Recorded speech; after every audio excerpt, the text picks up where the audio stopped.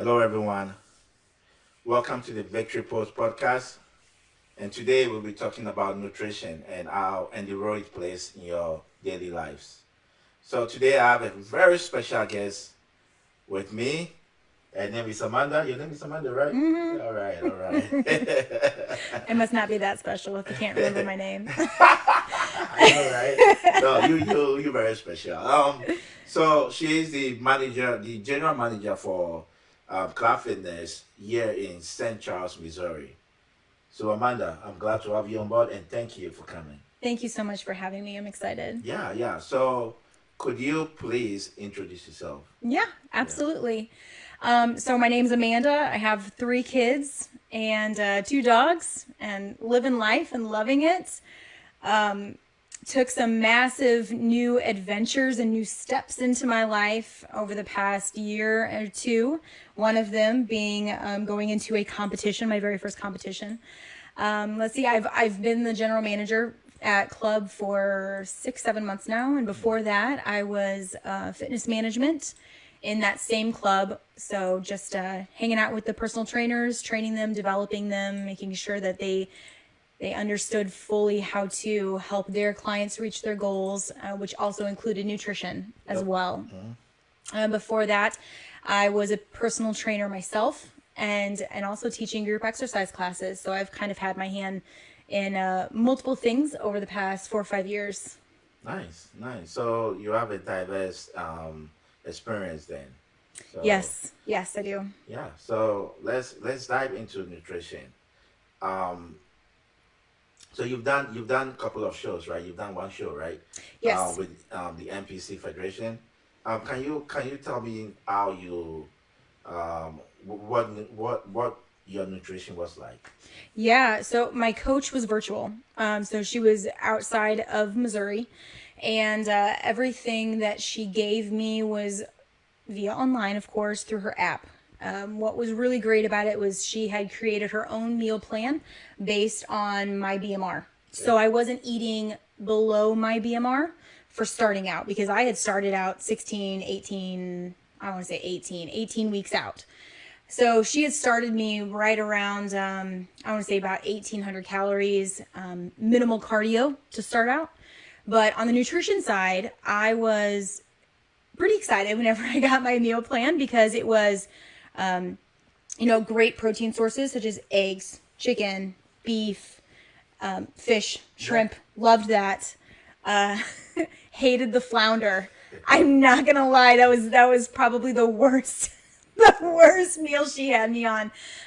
But the carbohydrates as well were fantastic. So oatmeal and quinoa and rice, just really good hearty carbohydrates that were going to help keep me full when paired with that protein. And the half an avocado, so those fats were kind of sprinkled in there. 2 tablespoons of peanut butter, and I was like, wait, what do I put them on? And she's like, what do you mean, what do you put it on? Just straight out of the container and just eat it, because why not? So I was fairly impressed with an NPC coach saying, no, we need all 3 macronutrients. Yep. Okay. All right. So. All right. And I'm sure I've seen you diet or go on nutrition again for the Natural Federation. However, you were busy and things came up and you weren't able to do it. Can you explain to us how that process was? Yeah, so the nutrition was very different. Different coach this time. Yeah. Right. So this time around I had an NAMBF coach. Okay. He's fantastic. He had me on carb cycling, which I had never really done before. Yep. Because I'm a massive carb eater. And so that was very, very different for my body to get used to, because you go multiple days with less carbs, and then all of a sudden you have massive amounts of carbs for one day to help get you through the next few days with less carbs and so on and so forth. Very, very different style. Yeah. Nothing wrong with it. Nothing wrong with either one of those styles whatsoever. But whenever you are searching for a good balanced nutrition to get you from day to day, to get you ultimately to that goal, you have to figure out what's going to work best for your body. For your body, yeah. Absolutely. Yeah. So yeah, that's very good information. I've only done natural shows, so I haven't acquired the expertise of a NPC or IFBB coach yet. However, I'm sure when I do one in the next future, I'm sure they're gonna go with Tim Klein because he's very good. I've seen his work, and I really want to go with him um, when whenever I try to do a show. So yeah. So now back to nutrition. So can we go into details about the amount of carbs, the micros? Can we go into details? Sure. Yeah. Yeah, absolutely. So a lot of people get really confused with, well, how many calories do I need? Yep. Oh, yeah. I want to drop body fat. Like, how much am I burning already? Yep. Things like that. So, one thing that I like to utilize, a tool of measurement, to say the least, is taking whatever your body weight is and then adding a 0 to the end, right? Why zero? Because usually that's how it ends up working out. That Okay. sounds All right. like so All right. simple and not very scientific. Okay. So let's say a 150-pound person, adding a 0 to the end of that, start there, eat that many calories, and then if you're still hungry at the end of the day, ask yourself, did I make sure that I got all of my water in? Did I make sure that my protein source was heavy throughout the day? Okay. If the answer is no, well, don't be adding extra calories into what you're currently eating until you're making sure that your body is fully hydrated with water and that you're fully eating your protein as well. Okay. All right. So that's good. So yeah, let's talk about carbs. Yeah. So the breakdown, really a lot of times what I'll do is I'll take whatever your calories are, cut them in half. And that's how many calories you need to go towards your carbohydrates. Okay. So about 50%. Okay. So is it 50% scientific? How are you guys coming up with that? Yeah. So our carbohydrates, they are our main energy source Oh, yeah. when it comes to Oh, our yeah. body Yep. and when it comes to having good brain function Yep. and thinking clearly and having focus. Yep. So I always go towards that 50% because you can always decrease, right? I mean, you can always increase as well, but majority of the time people think that carbohydrates are the enemy, right? They Oh, it's think not. Yeah. It's you not. know, they're thinking that the carbs are what's going to make them fat, or the carbs are what, makes me bloated, or the carbs are this, the carbs are that. While there could be some truth in some of that, you have to take a step back and ask yourself, what kind of carbs am I eating? Yep. Right? Because sweet potato is going to have a different effect on you than a fortified cereal. Yeah. Right? And it's going to have a different effect on your body as well. Now, there always could be other underlying issues such as digestion issues, yeah. right? But that's getting into much different area of expertise, which I do not have. But starting out with about 40 to 50% of your carbohydrates, depending on how active you are, right? Yep. So the more active you are, the higher that percentage really needs to be. Yeah.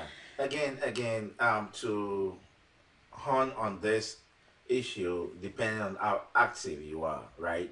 You can't just say, okay, I'm eating my 50% and I'm not gonna go to the gym or I'm not gonna work out, right? Because the moment you start doing that, then since you aren't exercising, all the carbohydrate you eat, remember, converts to fat, right? But the process of breaking down is it converts to sugar and then converts to fat. So your liver has sugar molecules called the glycogen. So if you don't exercise, this glycogen is like it's gonna be adding up and adding up and adding up every day, which is then gonna convert to fat every day, right? And you're gonna get fat as time goes on. So you need to exercise even if you eating your maintenance calories. or your 50% carbohydrate, you need to exercise. So that's why you hear people saying that, man, I don't really exercise, but I'm eating less, or I'm eating my 50%, but I'm still getting fat. It's just because you don't move. You have to move. Okay, so yeah, thank you Yeah. for bringing it up. Absolutely. All right. Whenever we just kind of sit around, lay around, and we're just eating whatever that bag of chips or Yeah. whatever those the sleeve of cookies are, we end up eating more than just one serving of it, right? Because we're bored, we're watching TV, we're doing this, that, and the other, we're socializing, whatever it is, and when we don't move, we end up consuming more calories than we realize. And without that additional movement, there's no energy output, right? So that energy output is like the amount of calories that your body is burning. Yeah, I remember it's a carb source, right? The carbs and fat is used for energy, right? So if you don't do anything with those, come on, it's getting straight to fat storage, right? You can do anything about that. That's how the body works. Yeah, So, yeah, absolutely. So if you're not burning off those calories, because a lot of times whenever we're not really aware, we're not tracking our food, we'll end up eating more, right? So we will put our body into like an overflow of calories. And that's whenever the body fat really starts to get on us. It's not that carbohydrates make us fat. That's not it. No, that's right? not it. Carbohydrate doesn't make you fat. There's so much garbage out there, you 'cause guys. if it makes you fat, we all be fat. We all be like very, very fat, But that's not how it works. That's not how it works. Again, your liver converts all the carbs coming in to sugar and then to fat, right? But if you utilize all those carbs coming in after your workout, the all the fats that's converted to sugar is used as energy source. So you burn all that stuff, right?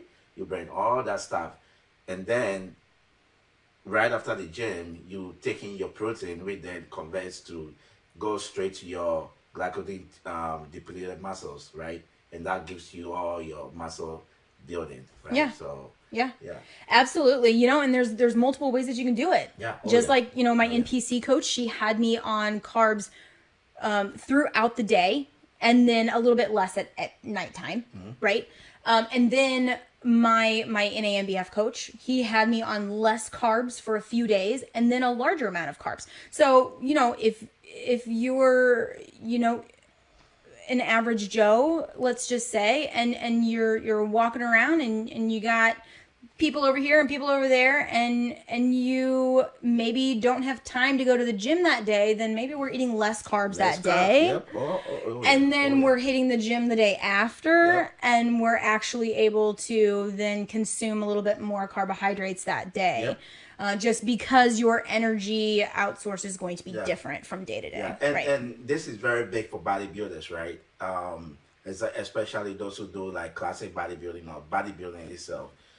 Because whenever we do legs takes a lot amount of energy. So we try to eat a lot amount of carbs before we go to the gym, right? And even afterwards, right? To just build it up, right? Yes. Yeah, to replenish it. Yeah. So yeah. Yep. Go on. Absolutely. So as far as carbs go, I usually shoot for about 40 to 50%. Yep. Right. So let's just say 50%. What do we do with the other 50%? That's going to be divided up into protein and fats. Yep. Absolutely. So an average individual who is going to the gym to be able to feel great outside of the gym, then 50% carbs, let's say, 25% protein, 25% fat. So we're taking the last 50% and we're going to divide it up. So I always like to make sure that your protein is actually paired up with your carbohydrates, because carbohydrates will actually, our body will process them much faster than it'll process a fat or a protein. So whenever you pair that carbohydrate up with your protein source and you eat them together throughout the day in multiple meals, your body will actually decrease that digestion process and help you feel fuller longer so that you're not super hungry. So, I can remember before I had gotten into the nutrition world that I would just eat let's just say mac and cheese, a bowl of mac and cheese, and then, oh man, I feel so full right now because all those carbs are making me bloat, making me feel full. But, maybe an hour later, my body had already digested all of that. And then I'm like, well, I'm hungry, but I just ate like 1,300 calories worth of mac and cheese. Like, how is this even possible? And it all depends on the type of carbohydrate that you end up eating as well. Yeah, and again, this is a very interesting topic, right? Um, so when you eating your carbs, when you eating your fat, as you said, combining those two is really good, because it helps in digestion and all that stuff. Slows it down, It yeah. slows it down. But um, again, when we come to the liver side, right? The liver takes in the liver is constitutes like the sugar molecules, and we call it the glycogen, right? So in your day-to-day life, the liver, if you even if you don't eat anything, the liver already has this glycogen going on, so the liver can take you throughout the day, as using that glycogen muscle, the sugar molecules as energy, right? So the more you eat, without exercising, it goes straight to fat. Okay, there is no way about it, right? If you don't exercise, even if you eat your maintenance calories, you fuck. You need to exercise. It all boils down to that. You need to move.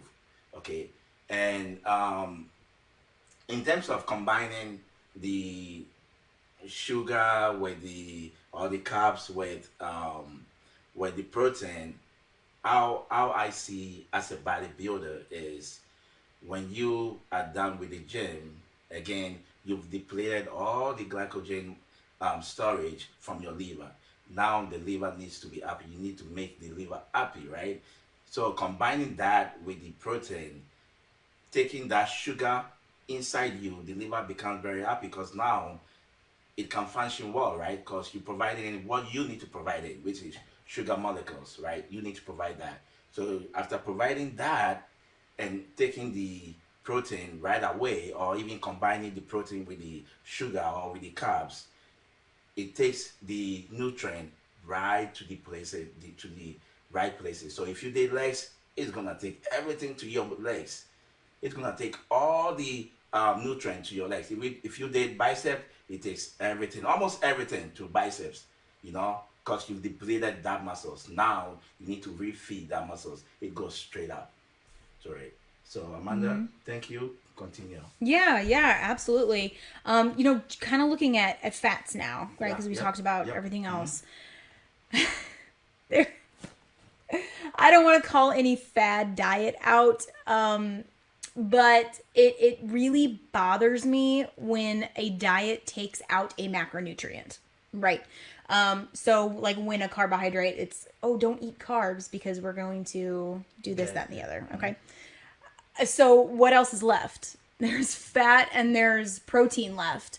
And a lot of your protein sources are going to be from an animal, which also has a lot of fat on it. There's a lot, right? So thinking about bacon, for example, bacon is fatty. It really is. And large amounts of animal fat, large amounts of fat like that, can really do a lot of damage from the inside out to our bodies.